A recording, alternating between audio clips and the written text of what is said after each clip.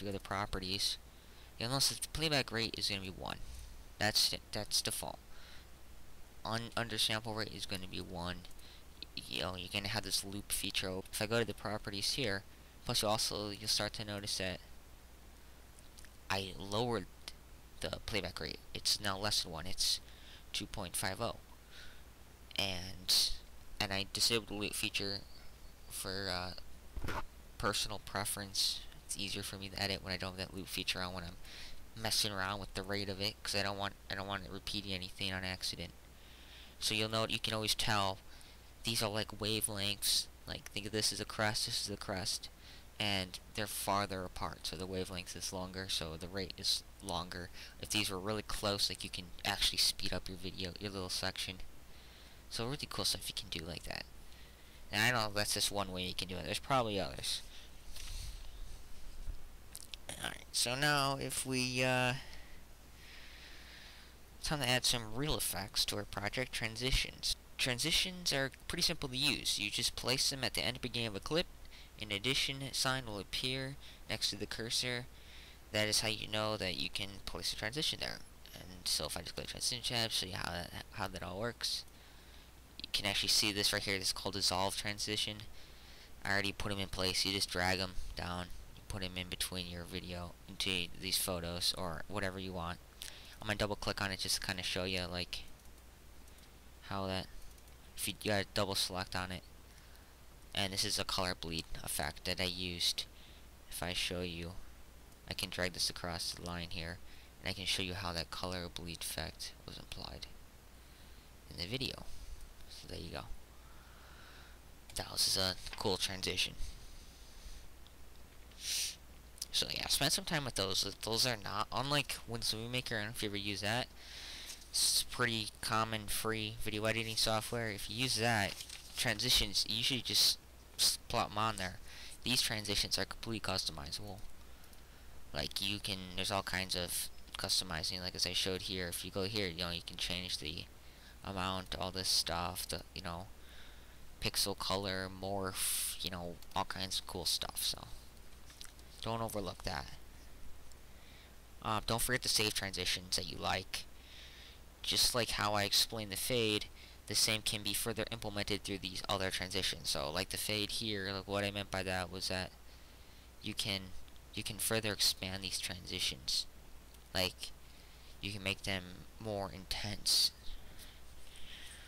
Alright, another good little menu feature thingy is the pan and crop.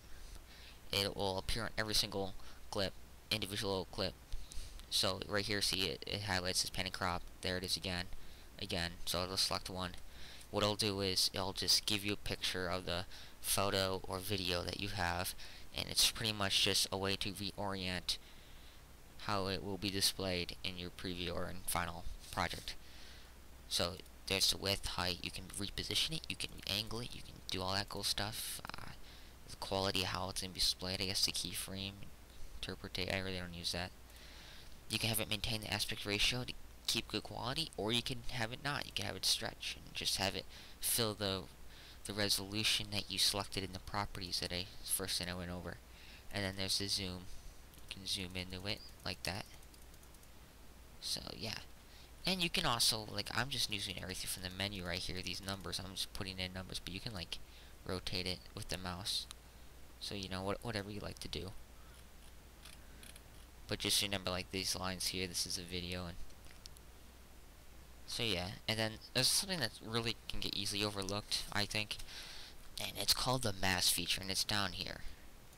And if you select this, see this down here on cursors, and I select that, and it's not going to go a whole lot of depth into it, but if you just like start selecting things, and yeah, you can mask things out, and there's something called a positive mask and a negative mask. And it's pretty complicated, but it's pretty cool. I mean, it's pretty self-explanatory, and I thought I'd just show it to you really quick.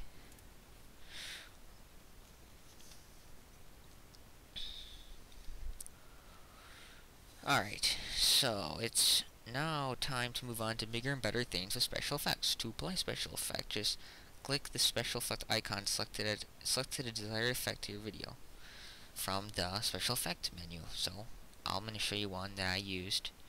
See, these is just like the penny crop, right below the penny crop, event effects, see it shows up on all those little clips. I'm gonna go to the color corrector. Alright, so here it is. I want to get this thing all set up.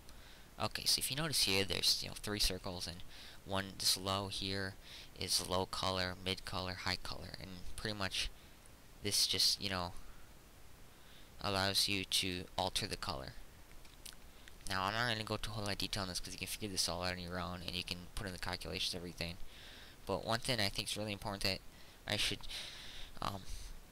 focus on to this tutorial is the mini timeline down here, because this is implemented throughout, pretty much standard throughout all of Pro Vegas. This is everywhere, and these little diamond shapes here you see are keyframes, and you always start off one keyframe. You can move that right from the start. You can move them now. Like if you notice when you start moving on here, you see how if you look at the preview over to the right of you, you see that it's red, and then you start moving it. See how I start moving it? See how it kind of goes pink? I did that by inserting a new keyframe. Just kind of like, I don't know if you were doing it, if you focus your attention on these circles here while I move it across again, the circles will move once they go over different keyframes. You should be a little careful. Like if you just select here and let's say I decide to change something, automatically as soon as I change something, that key, that keyframe has been made. So you can delete them just by right clicking and delete them, because sometimes you don't want that. So yeah, another thing I just want to show you real quick is how to chain, how to add more effects to this timeline. Let's say you want to add a bunch of effects to one clip all simultaneously. So you're just going to go to plugin chain, which is another little special effect, and you're just going to go, what's this, click Sony black and white, and I'm going to click add. Click add first, then OK. Alright, so now as you see here, color corrector, there's my color corrector. Click on black and white, you see that I've clicked on it, and you can see how pretty simple. The point of this is just to show you how you could add like 6 of them, and if you just got to be a little conscientious of what you're doing in your timeline, making sure you don't get your keyframes mixed up, but it's like the same thing, and they'll all be mixed together, so you can really make some really cool special effects by doing that. So I'll just the special effects, you can add those here for each event. Now if you add one here, let's just say you went through and added one, it would just implement it throughout the entire event, which is probably pretty easy to figure out.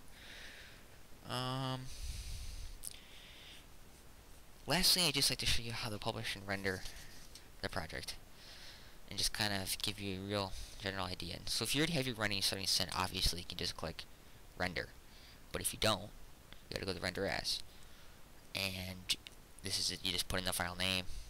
It's kind of like save as in Word, except you've got your template, which is like your quality, and I made a YouTube template. Now you can make your own custom templates. This is kind of the point of this. So if I go to custom here, you can see this is my YouTube template, my official YouTube template.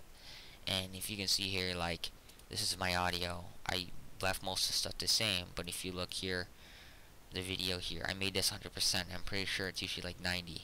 Well, not 1%, but 90%, and I made it 100, seconds per keyframe, all this good stuff. I'm just gonna let you guys see. This is what all my YouTube videos have been published in up until 2010. All my YouTube videos since 2010 have been published like this. My other ones were made in Windows Movie Maker, so they're very bad quality. But these ones, you can watch in 1080 HD, thing on YouTube, which most of them are using 720 HD. And you can watch them quite well if you have a decent link speed and a good internet connection. I mean, you just gotta wait a little bit longer to load for them. So yeah, that's all. Thanks for watching. If you like my beginner tutorial, please like it or rate it or comment or whatever. Thanks for watching.